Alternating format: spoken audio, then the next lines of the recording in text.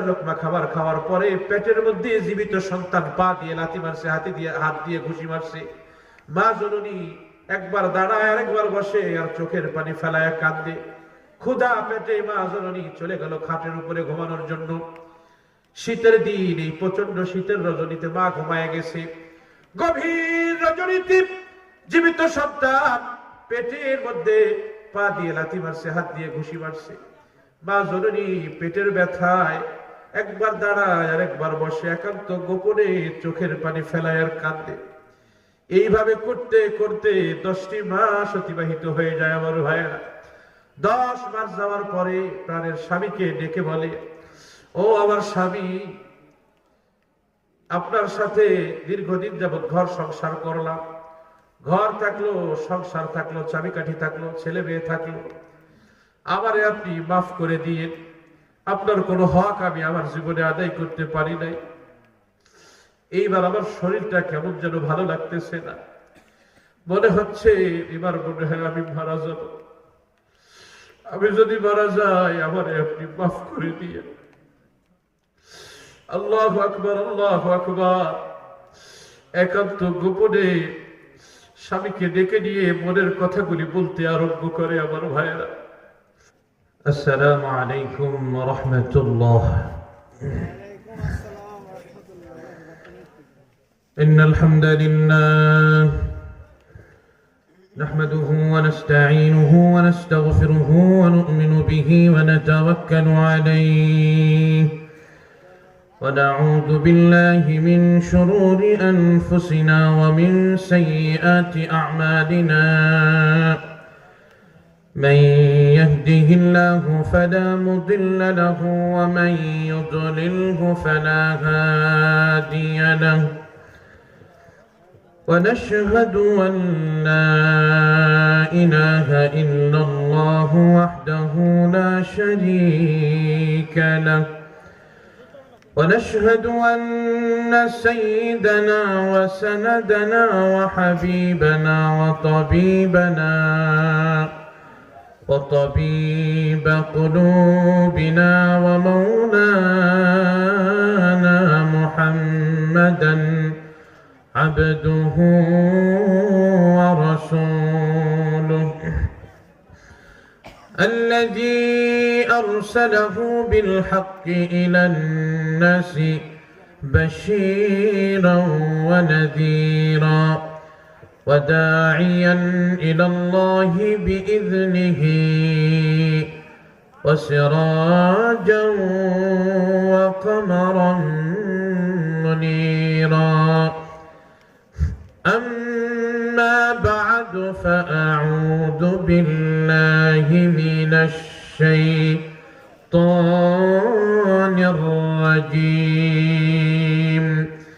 بسم الله الرحمن الرحيم. من يطع الرسول فقد أطاع الله ومن تولى فما أرسلناك عليهم حفيظا. وقال رسول الله صلى الله عليه وسلم المتمسك بسنتي عند فساد أمتي فله أجر شهيد. صدق الله العظيم وصدق رسوله النبي الكريم ونحن على ذلك من الشاهدين والشاكرين والحمد لله رب العالمين. উপস্থিত তাজকিয়াতুল উম্মাহ international Madrasa and স্কুলের ছাত্র ছাত্রীদের সবক প্রদান উপলক্ষে সাংস্কৃতিক সন্ধ্যা ও দোয়া মাহফিলের সম্মানিত সভাপতি বিশিষ্ট সমাজসেবক জনাব আলহাজ আবুল হোসেন ভুইয়া, সহসভাপতি জনাব সিদ্দিকুর রহমান, সাবেক মেম্বার কালিমপুর ইউনিয়ন পরিষদ।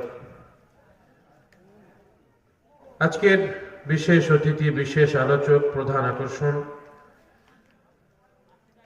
মাহফিলের পরিচালক, সম্মুখপানে উপবিষ্ট বয়োবৃদ্ধ বাবাজিরা, সমবয়স্ক যুবক বন্ধুগণ, পর্দার অন্তরালে অবস্থানরতা আমার মা ও বোনেরা, বিশ্ব দরবারের মালিক, বিশ্ব প্রতিপালকের দরবারে আলী শানে লক্ষ কোটি শকর ও সুজুদ যেই মহান রব্বুল আলামিন অত্যন্ত দয়া করে, মায়া করে, ভালোবেসে, পছন্দ করে গভীর রজনী পর্যন্ত এই প্রচন্ড শীতের মধ্যেও আমাকে আপনাকে কোরআন ও সুন্নাহের আলোচনা শোনার জন্য জান্নাতের বাগিচায় আজকের এই মাহফিলের প্যান্ডেলে অধীর আগ্রহ নিয়ে বসে থাকার তৌফিক দান করেছেন।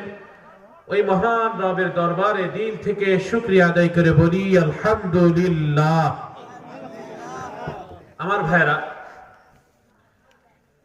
আজকে আপনারা এখানে এই মাহফিলের আয়োজন করতে পেরে আপনারা খুশি না বেজার? সবাই বলে না খুশি না বেজার? খুশির আওয়াজ আসতে হয় না জোরে হয়? আপনাদের এলাকায় যে কয়জন মানুষ আছে সবাই যদি আসতো তাহলে এই প্যান্ডেলে ধরতো?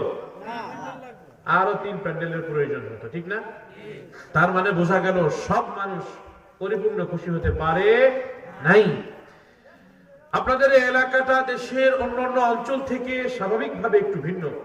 হাওড় বাওড়, নদ নদীর এলাকা, রাস্তাঘাটের মানুষের জনজীবনের দুর্বিষহ দুর্দশাগ্রস্ততার সাথেই আপনাদেরকে জীবন যাপন করতে হয়।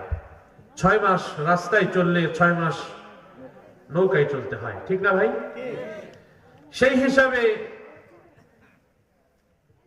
আপনাদের এলাকায় দেশের অন্য অঞ্চলের তুলনায় ওয়াজ মাহফিল, ওলামায়ে কেরামের পদচারণা স্বাভাবিকভাবে কম হয়, ঠিক কি ঠিক না? কিন্তু মানুষগুলির উপস্থিতিটা এত কম আমাদেরকে অবাক করছে, যাদেরকে আল্লাহ তাআলা এই হাওড়ে বাওড়ের মধ্যেও এত সুন্দর জীবন দান করেছেন, স্বাভাবিক সাবলীল জীবনযাত্রা দান করেছেন। ওই মানুষগুলি কোরআনের জন্য, আল্লাহর জন্য একটা রাত্র না, এক রাত্রের অর্ধেক তাদের কাছে চাওয়া হয়েছিল। দিলে কি তারা অনেক বেশি ক্ষতির সম্মুখীন হতো নাকি অনেক বেশি লাভবান হতো? আমার ভাইয়েরা, আমার বন্ধুরা, আমরা যারা আজকে এখানে আসছি সবাই কোরআন শিখার জন্য আসছি, ঠিক কি ঠিক না? আমিও আপনাদের সাথে কোরআনের একজন ছাত্র। আমরা যারা এখানে আসছি কোরআন শিখার জন্য, আমরা সবাই কোরআনের ছাত্র হয়ে গেছি, ঠিক কি ঠিক না? আর কোরআনের ছাত্র যারা হবে, দুনিয়ার মধ্যে সবচেয়ে শ্রেষ্ঠ, সবচেয়ে দামি ওই মানুষগুলি বিশ্বনবী ঘোষণা দিয়েছেন। সুবহানাল্লাহ বলেন না? ভাইরা আমার, বন্ধুরা আমার, আপনারা নবী, বিশ্বনবী, ফখরে দু আলম, মাহবুবে কিবরিয়া নবী মুহাম্মদুর রাসূলুল্লাহ সাল্লাল্লাহু আলাইহি ওয়াসাল্লাম বলেন, খায়রুকুম মান তাআল্লামাল কুরআন ওয়া আল্লামাহ। যারা কোরআন পড়ে এবং যারা কোরআন পড়ায় তাদেরকে বিশ্বনবী সর্বোত্তম মানুষ বলে অভিহিত করেছে। আমার ভাইয়েরা, আমার বন্ধুরা, আজকে যদি আমরা এখানে সত্যিকার অর্থেই কোরআনের ছাত্র হওয়ার জন্য এসে থাকি, তাহলে আমাদের শ্রেষ্ঠত্বের সার্টিফাই করেছেন বিশ্বনবী, ঠিক কি ঠিক না? আমার ভাইয়েরা, আমার বন্ধুরা, আমি আপনি যখন ঘর থেকে বের হয়েছি কোরআন শিখব, রাসূলুল্লাহর সুন্নাহ শিখব, কোরআন শিখে কোরআন অনুযায়ী আমল করব, কোরআনের পথে চলব, আল্লাহর দেখানো পথে নিজের জীবনটাকে সংশোধন করব, আল্লাহর দেখানো পথে নিজের জীবনটাকে পরিচালিত করব। এই নিয়ত করে যখন আমি আপনি ঘর থেকে বের হয়েছি, সাথে সাথে গর্তের পিপিলিকা থেকে নিয়ে সমুদ্রের মাছ পর্যন্ত আমার আপনার জন্য মাগফিরাতের দোয়া করতে আরম্ভ করে দিয়েছে। আমার ভাইয়েরা, আমার বন্ধুরা, আমার আপনার নবী, বিশ্ব নবী মুহাম্মদুর রাসূলুল্লাহ সাল্লাল্লাহু আলাইহি ওয়াসাল্লাম বলেন, যারা কোরআন শিখতে যারা কোরআন শিখতে যায়, কোরআন শেখার জন্য যারা রাস্তায় বের হয়, ঘর থেকে বের হয়, ওই মানুষগুলির পায়ের নিচে আল্লাহর তৈরি ফেরেশতারা তাদের পাখা বিছায়া দেয়। আমার ভাইয়েরা, আমার বন্ধুরা, বিশ্ব নবী বলেন, মান সালাকা তরিকান ইয়ালতামিসু ফীহি ইলমান সাখারাল্লাহু লাহু বিহি তরিকান ইলাল জান্নাহ। যারা কোরআনের ইলম শিখার জন্য, কোরআনের ইলম অর্জন করার জন্য যারা কোন রাস্তা অবলম্বন করে, কোন পথ অবলম্বন করে, বিশ্ব নবী বলেছেন আল্লাহ তাআলা ওই মানুষগুলির জন্য জান্নাতের রাস্তাকে, জান্নাতের পথকে আল্লাহ সহজ করে দিবে। আমার ভাইয়েরা, আমার বন্ধুরা, শুধু কি তাই? আমার আপনার নবী, বিশ্ব নবী বলেন, যারা কোরআন পড়বে, কোরআন অনুযায়ী ব্যক্তি জীবন, পারিবারিক জীবন, সামাজিক জীবন, রাষ্ট্রীয় জীবন যারা কোরআন অনুযায়ী গঠন করবে, কোরআনের উপরে আমল করতে করতে কোরআনের সাধকে পরিণত হয়ে যাবে, বিশ্ব নবী বলেন ওই মানুষগুলি আল্লাহর তৈরি ফেরেশতাদের সঙ্গে জান্নাতি হয়ে যাবে। আন্না আয়েশা উম্মুল মুমিনিন রাদিয়াল্লাহু আনহা قالت قال رسول الله صلى الله عليه وسلم الماهر بالقرآن مع السفرة الكرام البررة।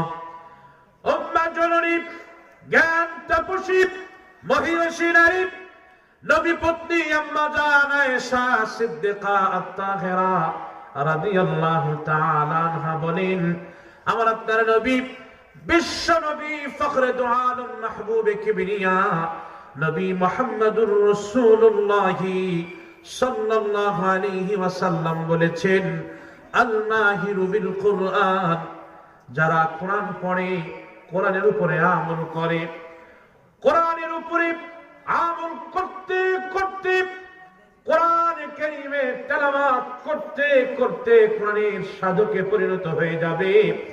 বিশ্ব নবী বলেন, মা'as সাফারাতিল কিরামিল বারারা, ওই মানুষগুলি আল্লাহ তৈরি ফেরেশতাদের সাথে জান্নাতি হয়ে যাবে।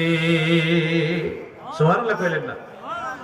আমার ভাইরা, আমার বন্ধুরা, ফেরেশতাদের সাথে আমরা জান্নাতি হতে চাই তো না?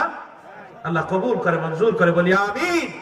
আমার ভাইরা, আমার বন্ধুরা, এই দেশেও এমন একটা সময় আমাদের উপর দিয়ে গিয়েছে, কোরআনের আলোচনা করতে গেলে 144 জারি করা হয়েছে, ঠিক কি ঠিক না? এমন সময় আমাদের উপর দিয়ে গিয়েছে, কোরআনের আলোচনা করতে হলে থানার থেকে অনুমতি লাগবে, ডিসি অফিস থেকে অনুমতি লাগবে, এলাকার চেয়ারম্যান মেম্বারের অনুমতি লাগবে, তা না হলে কোরআনের মাহফিল করা যাবে না, ঠিক কি ঠিক আমার ভাইরা? আল্লাহ তাআলা পরিবেশকে আবার সুন্দর বানিয়ে দিয়েছেন। আবারও দেশের উলামায়ে কেরাম কোরআনের কথা উন্মুক্ত পরিবেশে, উন্মুক্ত ভাবে বলার মতো সুযোগ তৈরি করে দিয়েছেন। তিনি কে? আল্লাহ। আর যারা আওয়াজ বলেন, তিনি কে? যুগে যুগে যারাই কোরআনের বিরোধিতা করেছে, কোরআনের আলোচনার বিরোধিতা করেছে, কোরআনের শ্রোতাদের বিরোধিতা করেছে, কোরআন ওয়ালাদের বিরোধিতা করেছে, আলেম ওলামাদের বিরোধিতা করেছে, আল্লাহ রব্বুল ইজ্জতি ওয়াল জালাল তাদের নাম নিশানা থেকে, পৃথিবীর ইতিহাস থেকে মুছে দিয়েছেন, ঠিক কি ঠিক না আমার ভাইরা? কোরআন মানুষ যেন শুনতে না পারে, কোরআন মাফিক যেন মানুষ তার জীবন যাপন করতে না পারে, জীবন পরিচালিত করতে না পারে, এই জন্য আবু জাহেল, উতবা, সাইবা ওরা মানুষদেরকে বাধা প্রদান করত, বিশ্ব নবীর কাছে আসতে মানুষদেরকে ওরা বারণ করত, ঠিক কি ঠিক আমার ভাইয়েরা?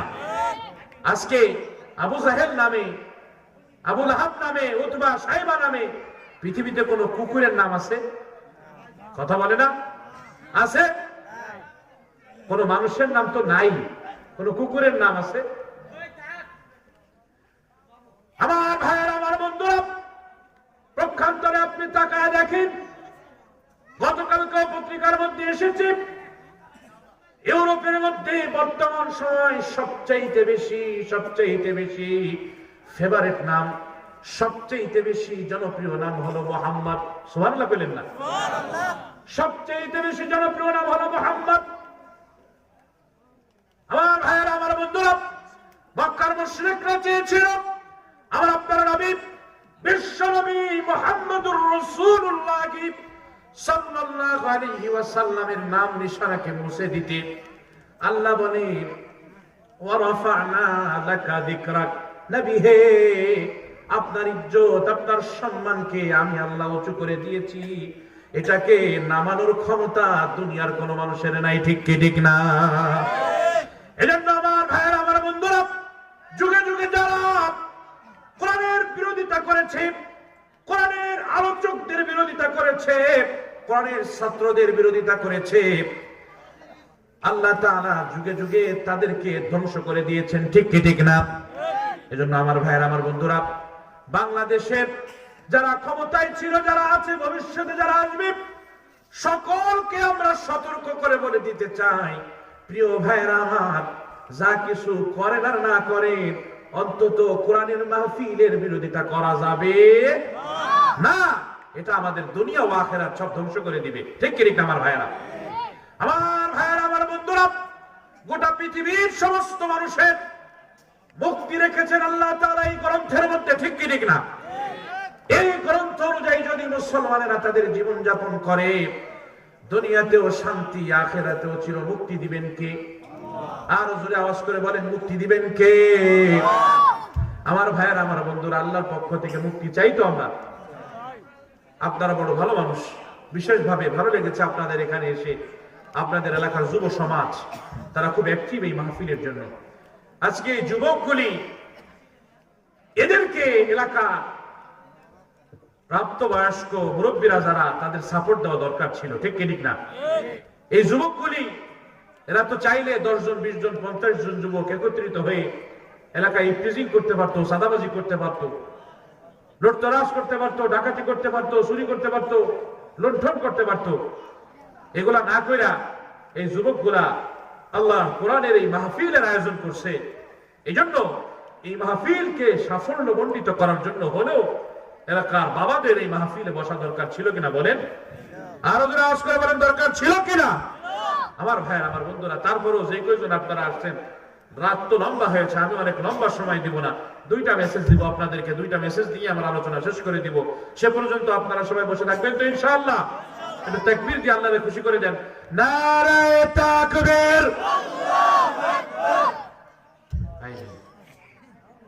সারা জীবন শুনছি কিশোরগঞ্জের মানুষ, হাওড় বাওড়ের মানুষ, এদের শক্তি বেশি, এরা সাহসী, এরা কোনো ভয়ে, এরা ডরায় না, এরা আল্লাহ সৈনিক, এরা অতন্দ্র প্রহরী দ্বীন ও ইসলামের কোরআনের। কিন্তু আওয়াজের অবস্থা যদি এই হয়, তাহলে তো শত্রু ঘরের মধ্যে ঢুকে পড়বে। জোরে আওয়াজ দেওয়া যাবে তো? বিয়েদারি আর অবিয়েদারি পাল্লা দেবো নাকি এই সাইড আর ওই সাইড দেবো? বলেন কোনটা? বিবাহিত আর অবিবাহিত আওয়াজ দেখবো নাকি খুঁটির এই সাইড আর এই সাইড দেখবো? কোনটা বলেন আপনারা? ভাইসে নেন, বলেন কোনটা? শক্তি পরীক্ষা করে দেখি। আচ্ছা বলেন, বিবাহিত আছেন কয়জন? হাত উঁচু করেন দেখি। বিবাহিত কয়জন দেখি? দাড়ি পাকা যে কয়জনের, ওই কয়জন উঁচু করে না। কারণ কি? আরো দুটি একটা করার ইচ্ছে আছে। হ্যাঁ, বিয়ে এমন এক জিনিস, যদি আপনি 90 বছর বয়সের দাদা, যার মুখে দাঁত একটাও নাই, এরে যদি বলেন দাদা আপনারা তো সুন্দর একটা মেয়ে দেখে বিয়ে দেওয়া দরকার, দাদা তখন কি কয় জানেন? আমারে কি কেউ মাইয়ে দেবে?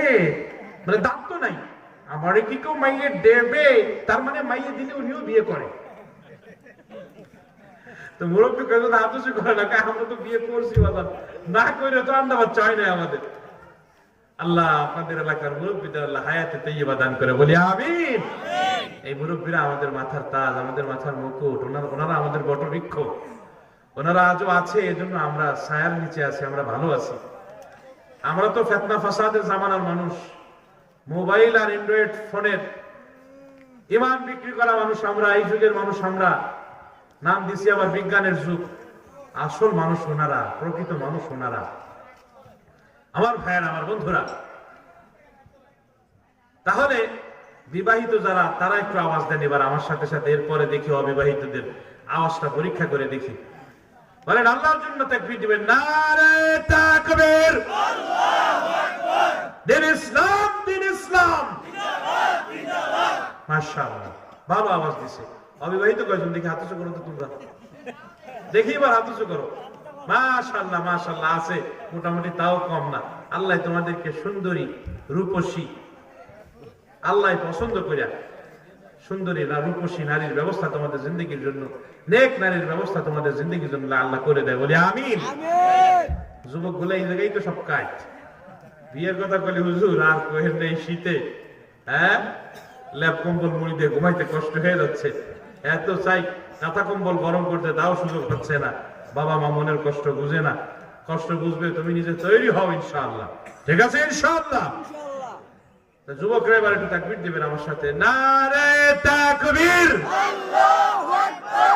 নারে তাকবীর, আল্লাহু আকবার। সবাই একসাথে নারে তাকবীর, আল্লাহু আকবার।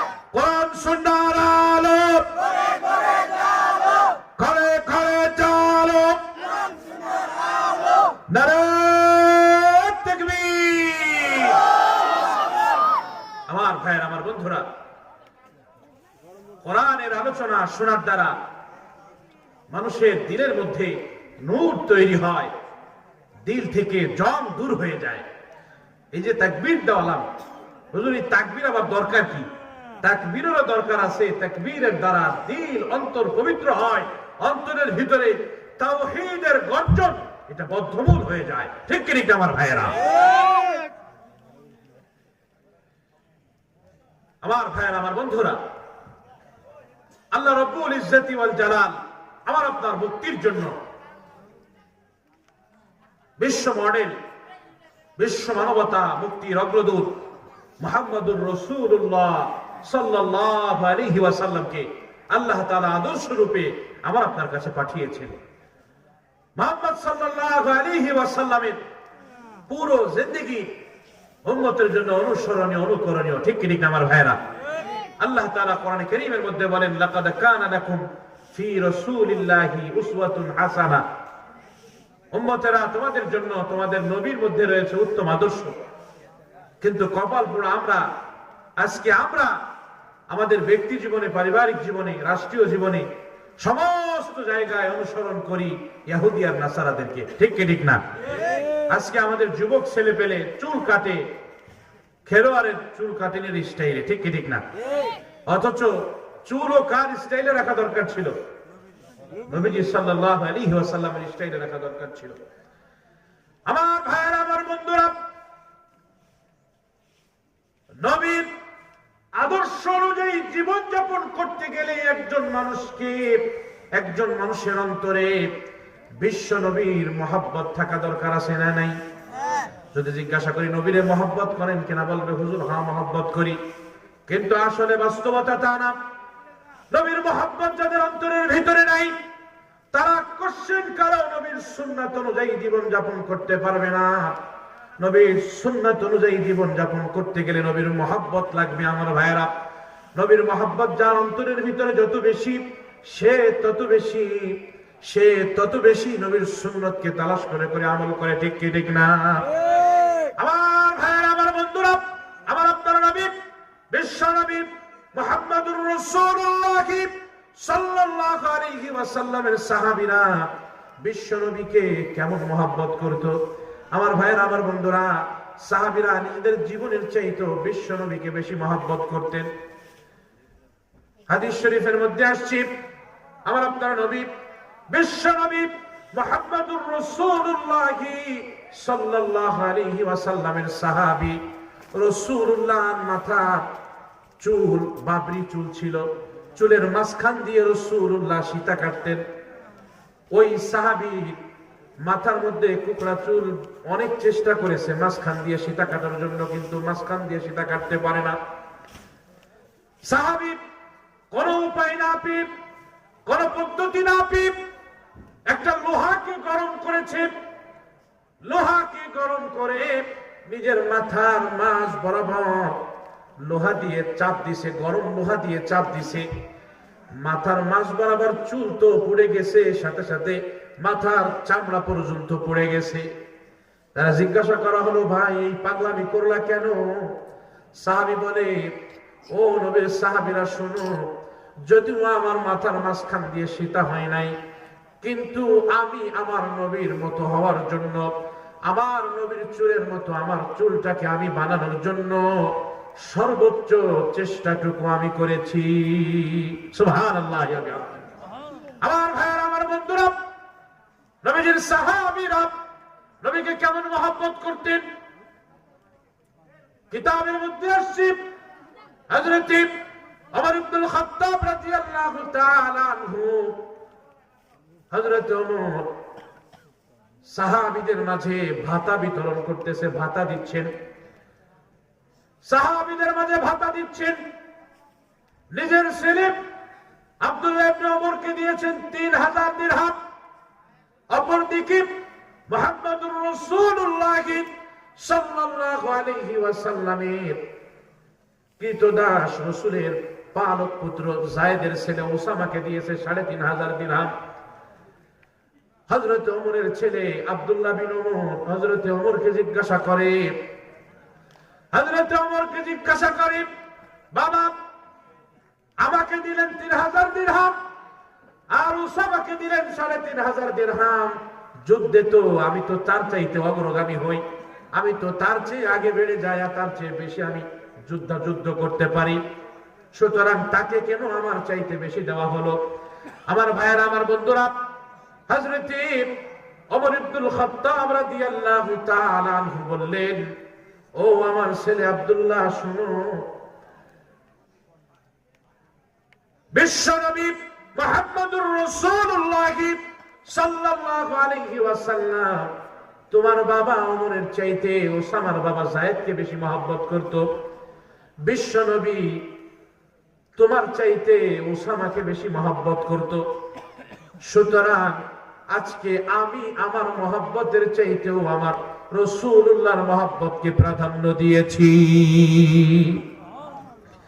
আমার ভাইয়েরা, আমার বন্ধুরা, সামান্য ছোট্ট ছোট্ট জায়গাগুলিতে মুহাম্মদুর রাসূলুল্লাহ সাল্লাল্লাহু আলাইহি ওয়াসাল্লামের সাহাবীরাও রাসূলুল্লাহর মহব্বতকে তারা এক মুহূর্তের জন্য ভুলে নাই। আমার ভাইয়েরা, আমার বন্ধুরা, আজকে আমাদের ছেলে পিলেগুলো আদব বলা হচ্ছে না, আখলাক বলা হচ্ছে না। একটা সময় আমরা দেখেছি রাস্তাঘাটে বয়স্ক মানুষ দেখলে ছোট বাচ্চারা সালাম দিত, আদব কায়দার সাথে কথাবার্তা বলতো, ঠিক কি ঠিক না আমার ভাইয়েরা? কিন্তু আজকে আদব নাই, কায়দা নাই, বাচ্চাগুলো আজকে বেয়াদব হয়ে যাচ্ছে। যুবকেরা আজকে মুরব্বীকে মুরব্বী মনে করে না, বড়কে বড় মনে করে না, ছোটকে ছোট মনে করে না। কারণটা কি? একটা যুবক আজকে রাসূলুল্লাহর আদর্শ অনুযায়ী তার জীবনটা যাপন করতেছে না। আমার ভাইয়েরা, আমার বন্ধুরা, আমাদের শিশুগুলা তারা আদর্শ মানুষ হওয়ার জন্য মুহাম্মদুর রাসূলুল্লাহ আদর্শ তাদের ভিতরে জীবনের ছোটবেলা থেকে দিয়ে দেওয়া দরকার ছিল। আপনার ছেলেকে আপনি স্কুলে পড়ান, ইঞ্জিনিয়ার বানান, ডাক্তার বানান, প্রকৌশলী বানান, পাইলট বানান, গবেষক বানান, কোনো নিষেধ নাই। কিন্তু আমার ভাইয়ের, আমার বন্ধুরা, ছেলেটাকে রাসূলুল্লাহ আদর্শের উপরে ওঠানো দরকার আছে না নাই? আমার ভাইয়েরা, আমার বন্ধুরা, ছেলেটাকে রাসূলুল্লাহ আদর্শ ওঠানোর জন্য 2 বছর থেকে 12 বছর বয়স পর্যন্ত ছেলেটা থাকে তার মায়ের কাছে। আমার ভাইয়ের, আমার বন্ধুরা, বহু বাবা এমন আছে রাতের বেলায় 10টা-11টা বাজে বাড়িতে ফিরি, গভীর রজনীতে যখন বাড়িতে এসে দেখে 8 বছর 10 বছর বয়সের ছেলেটা ঘুমায় গেছে, ঠিক কি ঠিক না? আমার ভাইয়ের, আমার বন্ধুরা, আবার সকাল বেলায় যখন বাড়িতে যায়, বাড়ি থেকে বের হয়ে যায়, তখনও দেখে ছেলেটা মেয়েটা ঘুমায় রয়েছে। এই ছেলেটা এই মেয়েটা 24 ঘন্টা যেই মানুষটার সামনে দিয়ে হাঁটা চলা করে, ওঠা বসা করে, ওই মানুষটা হলো তার মা, ঠিক কি ঠিক না? আমার ভাইয়ের, আমার বন্ধুরা, যদি মায়ের আজকে বাচ্চাগুলাকে বিশ্বনবীর সুন্নতের সাথে পরিচয় করায় দিত, তাহলে আমার আপনার সন্তানগুলি আজকে আদর্শ মানুষ হিসেবে সমাজে বসবাস করত, ঠিক কি ঠিক না? একটা বাচ্চা বাম হাত দিয়ে খাবার খায়, যদি তার মা তাকে বড় আদবের সাথে, বড় মহাব্বতের সাথে, বড় ভালোবাসার সাথে বলে দিত, আব্বু বাম হাত দিয়ে খাওয়া যাবে না, তোমার আমার নবী ডান হাত দিয়ে খেয়েছেন, নবী ডান হাত দিয়ে খাওয়ার জন্য বলেছেন। মা যদি একবার দুইবার এইরকম বাচ্চাটারে বলে দিত, আমার ভাইয়ের আমার বন্ধুরা, এই বাচ্চার জীবনে কোনোদিন আর বাম হাত দিয়ে খাবার খেত না। ঠিক কে ঠিক না? এখন তো ফ্যাশন শুরু হয়েছে, ফ্যাশন, বাম হাতে খাওয়াও এখন ফ্যাশন। কয় হুজুর সব কিছু ডান হাত দিয়ে খাবো, কিন্তু চাটা খাইতে হবে বাম হাত দিয়ে। আছে না কিছু ভদ্রলোক সকালবেলা দেখবেন চা খায় বাম হাতে, আবার বিড়ি খায় বাম হাতে। কয় বিড়ি খাই খা, সমস্যা নেই, বাম হাতে কেটে খায় যাবি তো জাহান্নামে, যা বাম হাতে খেয়ে যা। আমার ভাইয়ের আমার বন্ধুরা, সালাদ, শসা, কাঁচা মরিচ খাবারে খাওয়ার সময় পর্যন্ত ডান বাম হাত দিয়ে খাওয়া যাবে না। এই সবগুলা কোন হাত দিয়ে খেতে হবে বলেন? নবীর সুন্নাত কোন হাত দিয়ে খেতে হবে? ডান হাত দিয়ে খেতে হবে। আমার ভাইয়ের আমার বন্ধুরা, প্রত্যেকটা ভালো জিনিস ডান দিক থেকে করতে হবে, প্রত্যেকটা মন্দ জিনিস বাম দিক দিয়ে শুরু করতে হবে। আপনারা মনে মনে চিন্তা করতেছেন, হুজুর নবীর সুন্নাত অনুযায়ী জীবন যাপন করা তো বড় কঠিন, আমরা গ্রামের মানুষ কাজকর্ম করে খাই, নবীর সুন্নাত অনুযায়ী কিভাবে আমরা জীবন যাপন করব? আমি আপনাদেরকে বলবো, বাবা, নবীর সুন্নাত অনুযায়ী জীবন যাপন করা ভারী কঠিন কিছু না। দুনিয়ার মধ্যে যদি সহজ কোনো কিছু থাকে তাহলে সবচাইতে সহজ হলো নবীর সুন্নাত অনুযায়ী জীবন যাপন করা। আমি আপনি যেভাবে চলতেছি এভাবেই চলবো, আমি আপনি যা কিছু যেইভাবে করতেছি এভাবেই করব। শুধুমাত্র কেবলমাত্র আমলের শুরুতে, কাজের শুরুতে একবার চিন্তা করবে এই কাজটা আমার নবী কিভাবে করেছেন। আমার ভাইয়ের আমার বন্ধুরা, আমি আপনি টয়লেটে যাচ্ছি, আমার নবী কিভাবে টয়লেটে গিয়েছেন একটু চিন্তা করব। বাম হাত দিয়ে, বাম পা দিয়ে টয়লেটে ঢুকতো, ডান পা দিয়ে রাসূলুল্লাহ টয়লেট থেকে বের হতো। ঠিক ঠিক না? আমার ভাইয়ের আমার বন্ধুরা, আমি আপনি মসজিদে ঢুকতেছি, কোন পা দিয়ে ঢুকতে হবে বলেন? ডান পা দিয়ে মসজিদে ঢুকতে হবে, বের হতে হবে কোন পা দিয়া? বাম পা দিয়ে বের হতে হবে। আমি আপনি ঘুমাইতে যাচ্ছি, নবীজি ডান কাত হয়ে ঘুমাইতো। আমি আপনি ঘুমাইতে যাচ্ছি, ঘুমের দোয়াটা পড়ে নেই, ঘুম থেকে জাগ্রত হচ্ছি, জাগ্রত হওয়ার পরে নবীজি কি করতেন একটু চিন্তা করে সেই কাজটা করা। দোয়া পড়ে নিতেন রাসূলুল্লাহ, ঘুম থেকে জাগ্রত হওয়ার পরে দোয়া পড়া। আমার ভাইয়ের আমার বন্ধুরা, এইরকম ভাবে 24 ঘন্টা আমি আপনি যত কাজ করি, প্রত্যেকটা কাজের ক্ষেত্রে শুধুমাত্র কেবলমাত্র যদি একটু চিন্তা করে নেই আমার নবী এই কাজটা কিভাবে করেছে, তাহলে 24 ঘন্টা পুরোটাই ইবাদতে পরিণত করে দিবেন তিনি কে? আমার ভাইয়েরা আমার বন্ধুরা, নবীর সুন্নাত অনুযায়ী আমল করলে লাভ হবে কি? নবীর সুন্নাত অনুযায়ী আমল করলে লাভ হবে আল্লাহ রাব্বুল ইজ্জতি ওয়াল জালাল আমার আপনার হয়ে যাবে, আল্লাহ আমার আপনার আশিক হয়ে যাবে। আমার আপনার আশিক হয়ে যাবে কি বলেন? আল্লাহ আমার আপনার আশিক হয়ে যাবে, প্রেমিক হয়ে যাবে। আমার ভাইয়েরা, আল্লাহ যদি কোনো মানুষের প্রেমিক হয়ে যায়, আশিক হয়ে যায়, দুনিয়াতে ওর কোনো চিন্তা নাই, মরার পরেও কোনো চিন্তা নাই। আমার ভাইয়েরা আমার বন্ধুরা, উপমহাদেশের মধ্যে বিখ্যাত এক বুজুর্গ ছিলেন, হাকিমুল উম্মাত, মুজাদ্দিদুল মিল্লাত, হযরত মাওলানা শাহ আশরাফ আলী থানভী রাহমাতুল্লাহ আলাইহি। এই হাকিমুল উম্মাত, মুজাদ্দিদুল মিল্লাত হযরত মাওলানা শাহ আশরাফ আলী থানভী রাহমাতুল্লাহ আলাইহির এক খলিফা ছিলেন, নাম ছিল তার খাজা আজিজুল হাসান মজজুব রাহমাতুল্লাহ আলাইহি। খাজা আজিজুল হাসান মজজুব রাহমাতুল্লাহ আলাইহি পেশায় তিনি ছিলেন একজন ডিসি, একজন ডেপুটি কালেক্টর ছিলেন। আমার ভাইয়ের আমার বন্ধুরা, কিন্তু হাকিমুল উম্মাত থানভীর দরবারে আসার ফলে এই মানুষটা এই ডিসিগিরি ছেড়ে দিয়ে সামান্য গ্রাম্য বেদুইনের মতো, সামান্য গ্রামীণ মানুষের মতো জীবন যাপন শুরু করে দেয়। আমার ভাইয়ের আমার বন্ধুরা, এই খাজা আজিজুল হাসান মজজুব রাহমাতুল্লাহ আলাইহি একবার তিনি তার এলাকা দিয়ে একটা কাঁচা মাটির রাস্তা দিয়ে তিনি হাঁটতেছে, ওদিকে আরেক প্রেমিক যুগল তার পাশ দিয়ে হাঁটতেছে। হাঁটতে হাঁটতে কিছু দূর যাওয়ার পরে দেখা গেল একটা কাঠ, একটা তক্তার উপরে ওনার পা পড়েছে।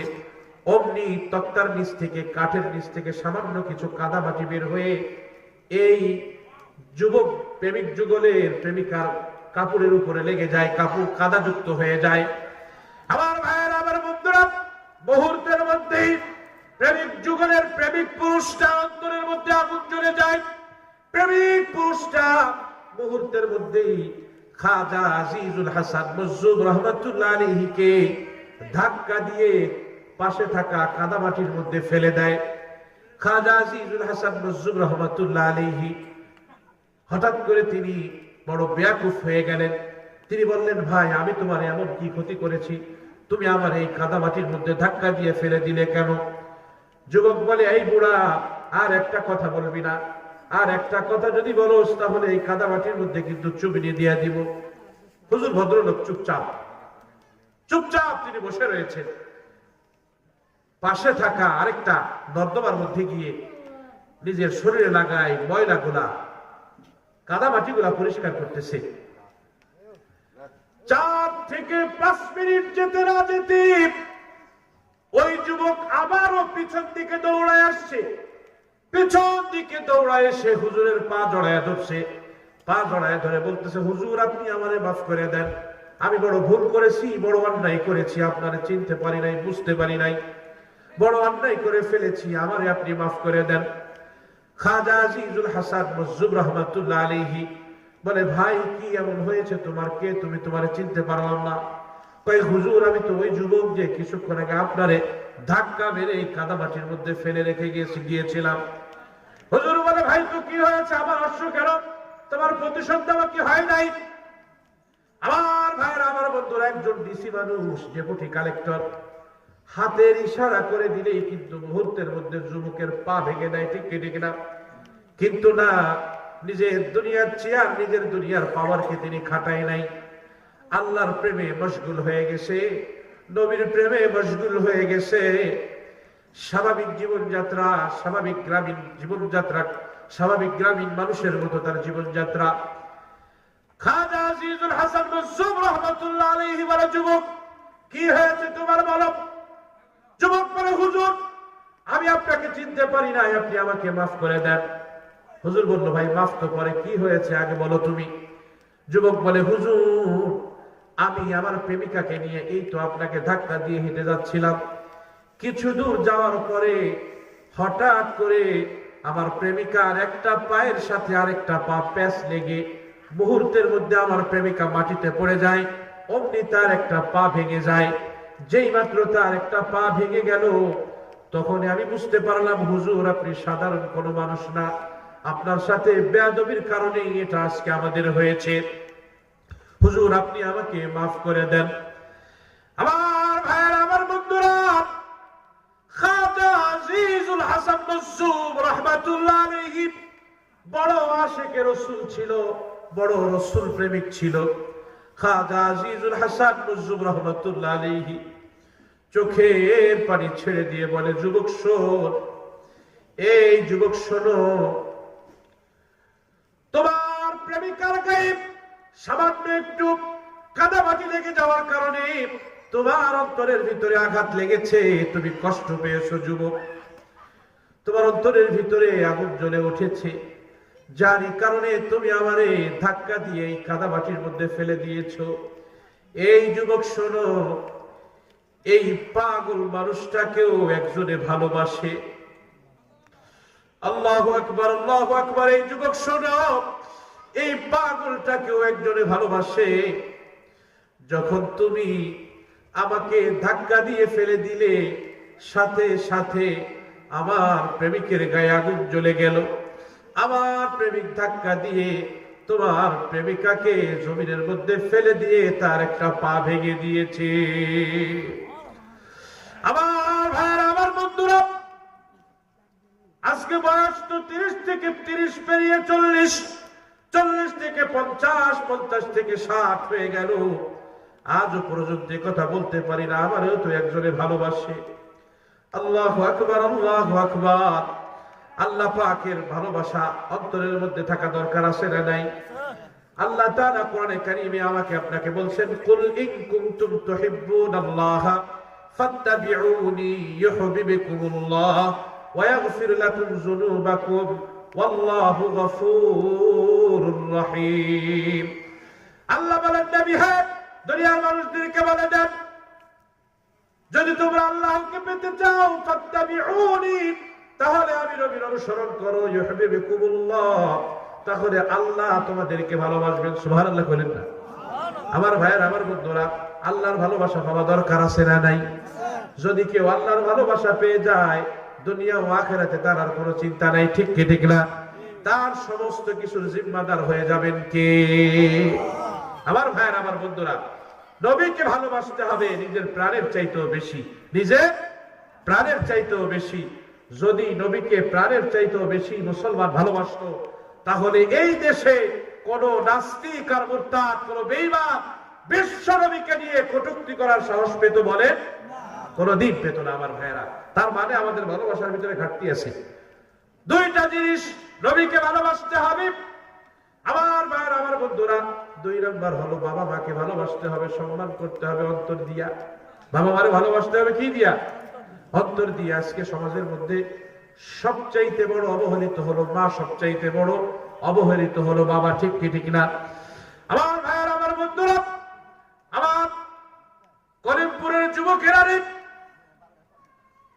এই মুহূর্তে যদি এলাকার ঘরগুলির মধ্যে যাই, এলাকার বাড়িগুলি যদি খুঁজে দেখা হয়, তাহলে দেখা যাবে ঘরের মধ্যে সবচেয়ে নরমাল খাট যেটা, ঘরের মধ্যে সবচেয়ে নরমাল বিছানা যেটা, নরমাল কাঁথা, নরমাল কম্বল যেটা, এইটা বৃদ্ধ মাকে দেওয়া হয়েছে, বৃদ্ধ বাবাকে দেওয়া হয়েছে। ঠিক কি ঠিক না? আমার ভাইয়ের, আমার বন্ধুরা, আজকে আমাদের যুবকেরা এরা মডার্ন যুবক হয়েছে, পুত্রবধূরাও বড় মডার্ন হয়ে গেছে। বাবা মার ভালোবাসা, বাবা মার সম্মান, ইজ্জত, মহব্বত তাদের অন্তরের ভিতরে আজকে নাই। সন্তান আজকে মাকে মা বলে ডাকে না, সন্তান আজকে বাবাকে বাবা বলে সম্মান করে না। আমার ভাইয়ের, আমার বন্ধুরা, যার কারণে সমাজের আজকে অধঃপতন শুরু হয়েছে। আমার ভাইয়ের, আমার বন্ধুরা, আমি যুবকদেরকে আজকে বলি, আমি এখানে বাবা মানুষ করার জন্য আসি নাই, শুধু একটা মেসেজ তোমাদেরকে দিয়ে যেতে চাই। যুবক বন্ধু, তুমি যদি জান্নাত পেতে চাও, যদি জান্নাত পেতে চাও, তাহলে বাবা মার খেদমতের বিকল্প আর কোনো আমল তোমার নাই। রবকে সন্তুষ্ট করতে হলে বাবা মাকে সন্তুষ্ট করতে হবে। বিশ্বনবী বলেছেন, রিজাল রব্বি ফি রিজাল ওয়ালিদাইন ওয়া সাখাতুর রব্বি ফি সাখাতির ওয়ালিদাইন। তোমার রবের সন্তুষ্টি, পিতামাতার সন্তুষ্টির মধ্যে, পিতামাতার অসন্তুষ্টির মধ্যে রবের অসন্তুষ্টি রয়েছে। ঠিক কি ঠিক আমার ভাইরা? এই জন্য পিতামাতাকে সন্তুষ্ট করতে হবে। আজকে যুবকেরা মনে করে মাকে একটা কাপড় কিনে দিয়ে মনে করে মায়ের অনেক খেদমত করে ফেলেছি, বাবাকে একটা লুঙ্গি কিনে দিয়ে মনে করে বাবার অনেক খেদমত করেছি, বাবার সব হক আদায় করে ফেলছি। আমার ভাইরা, আমার বন্ধুরা, না না না, আল্লাহ তাআলা কোরআনে কারীমে একজন সন্তানকে তার বাবা মার সাথে ইহসান, সুলভ আচরণ করার জন্য বলেছেন। কোরআনে কারীমে রব্বুল আলামিন 8 জায়গায় বাবা মায়ের সাথে ইহসান, সুলভ আচরণ করার জন্য আল্লাহ তাআলা বলেছেন। আমার ভাইয়েরা, আমার বন্ধুরা, ইহসান কাকে বলে জানা দরকার আছে না নাই? কথা বলে না, জানা দরকার আছে না নাই? এইটাই লাস্ট মেসেজ আমার। ইহসান কাকে বলে আমি আপনাদেরকে বোঝাইয়া দিচ্ছি। আমার ভাইয়েরা, ইহসান বোঝার জন্য আরো 2টা শব্দ আমাদেরকে বুঝতে হবে। ইহসান শব্দের বাংলা তরজমা হলো সদাচার করা। আমার ভাইয়েরা, আমার বন্ধুরা, ইহসানের মূল অর্থ কি, এটা গভীর থেকে বোঝার জন্য আরো 2টা শব্দ আমাদেরকে বোঝা দরকার। ইহসানের বিপরীত আরেকটা শব্দ আছে, এইটাকে বলে ইনসাফ। এটাকে কি বলে? ইনসাফ। ইনসাফ মানে হলো সমতা। ইনসাফ মানে কি? আপনি আজকে আমার প্রয়োজনে আমাকে 10,000 টাকা ধার দিয়েছেন, আপনার প্রয়োজনে, আপনার বিপদেও আমি আপনারে 10,000 টাকা ধার দিলাম, সমান সমান হলো। আপনি আপনার বাড়ি থেকে 1 বাটি তরকারি আমার বাড়িতে পাঠাইছেন, আমিও আমার বাড়িতে থেকে আপনার বাড়িতে 1 বাটি তরকারি পাঠাইলাম, সমান সমান। এটা হলো ইনসাফ। এটা কি? পক্ষান্তরে আরেকটা আছে জুলুম। আমার বিপদে আপনি আমারে অর্থ দিয়া, সময় দিয়া, শরীরের শ্রম দিয়া, পরামর্শ দিয়া সাহায্য করছেন, পক্ষান্তরে এইরকম আরেকটা বিপদেই আপনি পড়ছেন, আমি আপনার বিপদে আপনার সাহায্য না করে বরং আপনারে আমি বিপদের মধ্যে ফেলাইয়া দিলাম।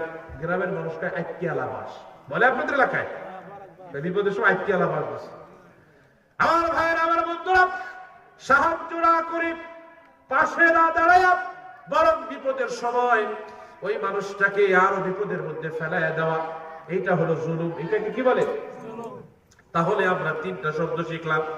একটা শব্দ হলো জুলুম, একটা কি জুলুম, আরেকটা হলো ইনসাফ, আরেকটা হলো ইহসান। এবার ইহসান কাকে বলে বুঝতে হবে আমার ভাইয়েরা। ইনসাফ হলো সমান সমান থাকা, আর যদি কম হয়ে যায় সেটাকে বলে জুলুম, অন্যায় করলে সেটাকে বলে জুলুম। আর ইহসান হলো ইনসাফের চাইতে উপরে।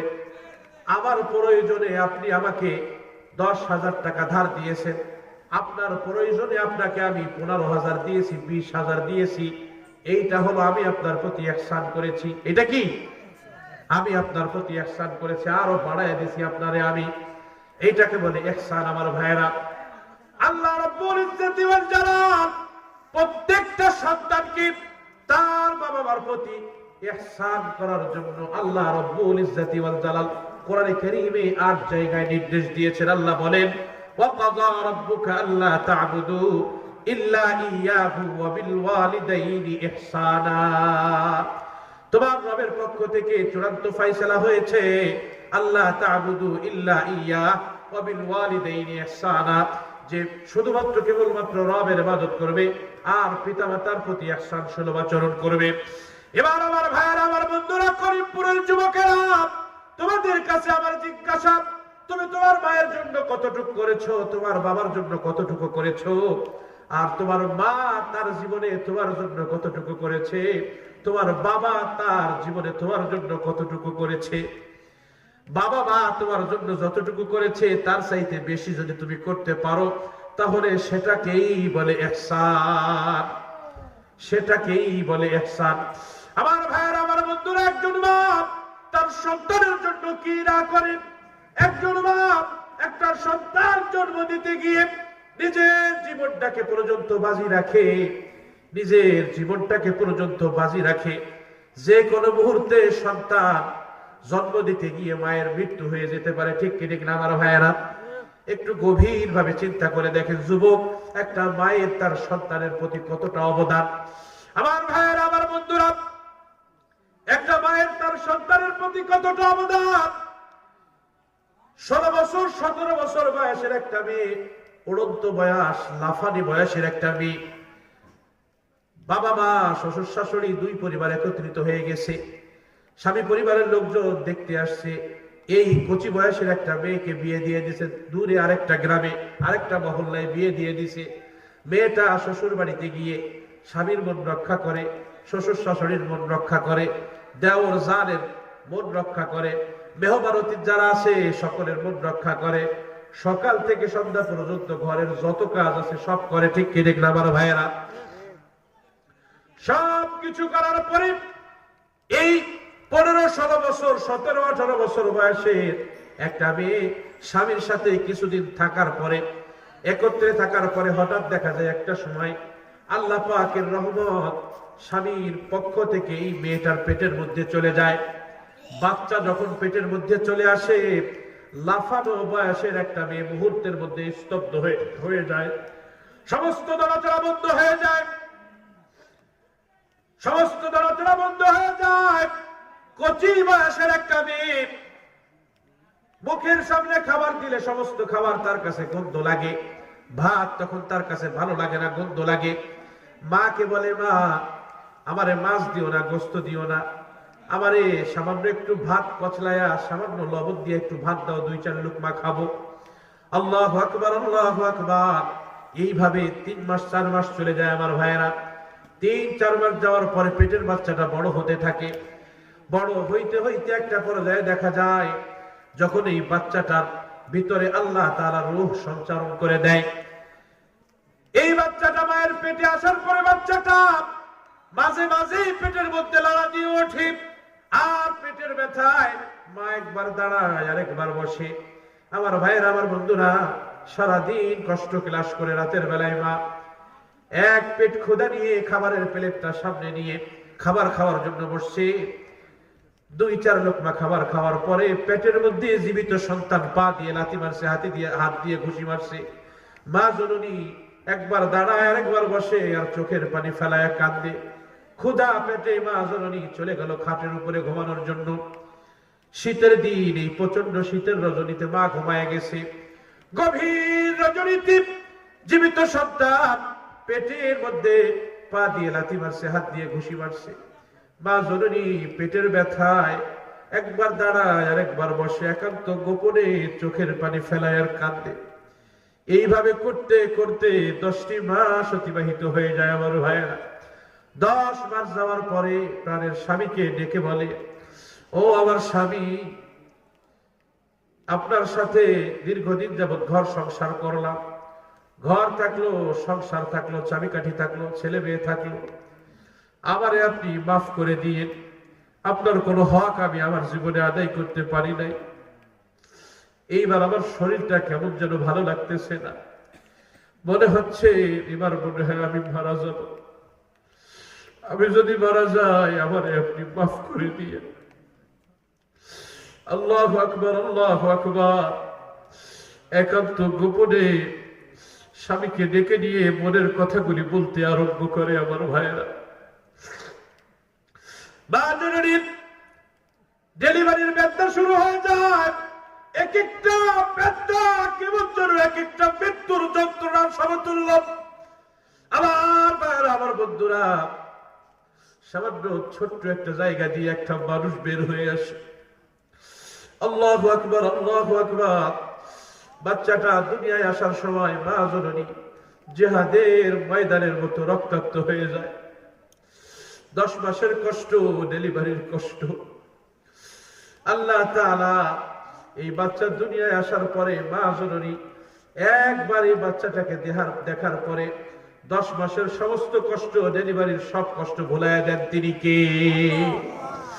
আমার ভাইয়েরা, আমার বন্ধুরা, করিমপুরের যুবকেরা, তোমাদের কাছে আমার প্রশ্ন, বলো বলো বলো, একজন মা তার সন্তানকে এই যে গর্ভে ধারণের 10টি মাস যেই কষ্ট করল, নিজের জীবন বাজি রাইখা যেই মা সন্তানটারে ডেলিভারি দিল। আল্লাহু আকবার, আল্লাহু আকবার। আমি এমনও শুনেছি সন্তান ডেলিভারি দিতে গিয়ে মা এত জোরে নিজের দাঁত কিড়িমিড়ি দিয়েছে, দাঁত কামড়ে ধরছে যে মাড়ির দাঁতগুলো সব নড়ে গেছে। আল্লাহু আকবার, আল্লাহু আকবার। কি পরিমাণে কষ্ট একজন মায়ের হয়, এটা একজন মা ছাড়া আর কেউ দুনিয়ার এটা বুঝবে না। আমার ভাইয়েরা, করিমপুরের যুবকেরা, তোমাদেরকে আমি বলি, বলো তো দেখি, এই রকম কষ্ট কি জীবনে কোনোদিন তুমি তোমার মায়ের জন্য করেছো কিনা? একজন বাবা তার জীবনের সব কিছু সন্তানের জন্য দিয়ে দিতে পারে। সন্তানের চিকিৎসার জন্য বাবা জমি বেচতে পারে। সন্তানের চিকিৎসার জন্য বাবা নিজের সবচাইতে প্রিয় জিনিসটাকেও বন্ধক রাখতে পারে। সন্তানের ভবিষ্যৎ সুন্দর করার জন্য, সন্তানকে সরকারি চাকরি দেওয়ার জন্য বাবা মানুষের কাছে ছোট হয়ে, আত্মীয় স্বজনের কাছ থেকে টাকা ধার করে, কর্জ করে সরকারি চাকরি দেওয়ার জন্য, ছেলের জন্য বাবা মানুষের কাছ থেকে টাকা ধার করে, কর্জ করে, জমি বিক্রি করে, বাড়ি বিক্রি করে, গাড়ি বিক্রি করে। সন্তানকে বিদেশে পাঠানোর জন্য জমি বিক্রি করে, বাড়ি বিক্রি করে, গাড়ি বিক্রি করে। আসে না নাই? সন্তানের চিকিৎসা করানোর জন্য বাবা নিজের শরীরের রক্ত পর্যন্ত বিক্রি করে, এমনও পত্র পত্রিকায় পাওয়া গেছে। কিন্তু এমন সন্তান পাওয়া কঠিন যে বাবার চিকিৎসার জন্য নিজের জমিন বিক্রি করছে। ঠিক কিনা? কিভাবে কিভাবে ইহসান করবেন বাবা মার প্রতি? বলে ইহসান কি এত সোজা জিনিস? আমার ভাইয়েরা, আমার বন্ধুরা, রব্বুল আলামিন আমাকে আপনাকে কোরআনে নির্দেশ দিয়েছেন বাবা মার প্রতি ইহসান সুলভ আচরণ করার জন্য। নবীর সাহাবী, ইয়ামান বাড়ি সাহাবী রাসূলুল্লাহর কাছে আসছে। ইয়ামান থেকে বৃদ্ধা মাকে ঘাড়ে করে নিয়ে আসছে হজ করার জন্য। বাইতুল্লাহর চত্বর দেওয়াইছে, সাফা মারওয়ার সাই করছে, মিনার ময়দানে গেছে, আরাফাতে গেছে, মুজদালিফায় গেছে। সেখান থেকে 500 কিলোমিটারের রাস্তা মাকে ঘাড়ে করে নিয়ে মদিনায় বিশ্বনবীর দরবারে গিয়েছে। মদিনায় বিশ্বনবীর দরবারে গিয়ে বিশ্বনবীকে বলছেন, ইয়া রাসূলুল্লাহ, ইয়া হাবিবাল্লাহ, ইনি আমার মা আমাকে বলেছে হজ করবে। আমি শুধু ইয়ামান থেকে ঘাড়ে করে বাড়ি নিয়ে আসছি, হজের কাজ সম্পাদন করেছি, সেখান থেকে 500 কিলোমিটার গাড়ি করে নিয়ে মদিনায় আপনার কাছে নিয়ে আসছি। ইয়া রাসূলুল্লাহ, মায়ের হক আদায় হয়েছে কিনা? বিশ্বনবী বলছেন, না, তোমার মায়ের হক আদায় হয় নাই। এজন্য যুবকেরা বাবা মার সাথে মাথা ঝাঁকি দিয়া গলার আওয়াজকে মোটা করে কথা বলা যাবে? কোনো অবস্থাতেই যাবে না। বাবা মা যত কষ্ট দিক, ঘরের মধ্যে সবচাইতে দামি বিছানা যেটা, এটা হবে কার জন্য বলো? বাবার জন্য, মায়ের জন্য হবে। ঘরের মধ্যে সবচাইতে ভালো খাবারটা, ভালো প্লেটটা বাবার জন্য হবে, মায়ের জন্য হবে। পুত্রবধূরা বলে, যদি প্রতিবেশীকেও জিজ্ঞাসা করে, হে বউ, তোমার শ্বশুর, তোমার শাশুড়ি বিছনাটা এত ময়লা কে, একটু পরিষ্কার করে দিতে পারো না? কয়, আর বলেন না, বয়স্ক মানুষ তো বারবার পেশাব পায়খানা করে দেয়, এই জন্য ভালোটা দেই, এই জন্য ভালোটা। আমার ভাইয়ের, আমার বন্ধুরা, এই করিমপুরের যুবকের এক সময় তোমারও তো জীবন ছিল এমন, তুমি পেশাব করে দিতে, পায়খানা করে দিতে, তোমার মুখে ক্যা ক্যা করে কান্না করা ছাড়া কোনো ভাষা তোমার ছিল না। ওই সময় কিন্তু তোমার মা, তোমার বাবা তোমার ঘরের মধ্যে সবচাইতে নরমাল বিছানায়, নরমাল খাটে কিন্তু তোমার ঘুম পাড়ায় নাই। বাজার থেকে সবচাইতে দামি কাপড়টা, ভালো কাপড়টা, পছন্দনীয় কাপড়টা তোমার মা, তোমার বাবা তোমার জন্য ক্রয় করেছে। আল্লাহু আকবার, আল্লাহু আকবার। তোমার পায়খানা বন্ধ হয়ে গেলে আজকে মায়ের পায়খানা, বাবার পায়খানা পরিষ্কার করতে কষ্ট লাগে। অথচ তোমার জীবনে এমন একটা সময় গেছে, তোমার মা, তোমার বাবা তোমার পায়খানা গুলা নিজের হাত দিয়ে দিয়ে পরিষ্কার করছে। আমার ভাইয়েরা, আমার বন্ধুরা, গরিবপুরের যুবকেরা, মায়ের খেদমত করতে হবে, বাবার খেদমত করতে হবে। মায়ের খেদমত করে, বাবার খেদমত করে দুনিয়ার থেকে জান্নাত কামায় নিয়ে যাইতে হবে। রাজি আছি কিনা? বলে আল্লাহ কবুল করে, মঞ্জুর করে, বলে আমিন। আমার ভাইয়ের, আমার বন্ধুরা, একটা হলো বাপ মা যাদের জীবিত আছে, আজকের মাহফিল শেষ করে যে বাপ যাবেন, পারবেন তো ইনশাআল্লাহ? বাকি জীবন আল্লাহর কাছে তওবা করেন আর আল্লাহর কাছে তৌফিক চান যে আল্লাহ বাকি জীবন যেন বাপ মার আনুগত্য করিয়া থাকতে পারি, সেই তৌফিকটুকু আপনি দান করেন। কষ্ট হবে, পেরেশানি আসবে, অনেক সময় বয়স্ক মানুষের অনেক কথা, অনেক চাহিদা আমাদের বুঝতে কষ্ট হয়। আমার ভাইয়েরা, বয়স্ক মানুষ আর ছোট বাচ্চা একরকম হয়ে যায়। আল্লাহ কোরআনে বলছে, ইলা আরজালিল উমর লিকাই লা ইয়ালামা বাদা ইলমিন শাইআ।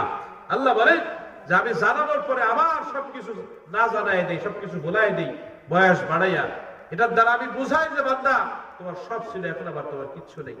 এজন্য বয়স্ক মানুষ খাওয়ার পরে কয় খাই নেই, পড়ার পরে কয় পড়ি নেই, ভুলে যায় অনেক কিছু। অল্প যে রাগ হয়ে যায়, কিন্তু কোন অবস্থাতেই তাদের প্রতি বেতৃষ্ণা হওয়া যাবে না, কোন অবস্থাতেই তাদেরকে কষ্ট দেওয়া যাবে না। মনে থাকবে ইনশাআল্লাহ। দুইটা কথা বলছি, একটা হলো বিশ্ব নবীকে নিজের প্রাণের চাইতেও বেশি ভালোবাসতে হবে, তাহলে খুশি হবে কে? আল্লাহ। দুই নম্বর কথা বলছি, বাবা মার খেদমত করতে হবে। রিজিকের মধ্যে বরকত দিবেন কে? দুনিয়াতে সম্মান দিবেন কে? সর্বোচ্চ ইজ্জত, সর্বোচ্চ সম্মান আল্লাহ দিবে। আখিরাতে আল্লাহর জান্নাত আল্লাহ তাআলা এই সন্তানদের জন্য দিবেন। দুইটা জিনিস, এই দুইটা হলো আসল। নবী আসল, কোরআন আসল, মা বাবা আসল। ঠিক কি ঠিক আমার ভাইরা? আজকে যত ঝামেলা, এখন আসল জিনিসের দ্বারা যায় না, মানুষ চায়না বের হইয়া সব এখন চায়না হয়ে গেছে, নকল নকল নকল। আসল থেকে যুবক ছেলে পেলে আজকে সব নকলের পিছনে দৌড়াচ্ছে। আজকে মা বাপরে ভালোবাসে না, মা বাপরে যা বাসে তার চেয়ে শ্বশুর শাশুড়ি হাজার গুণে বেশি ভালোবাসে। ঠিক কি ঠিক না ভাই?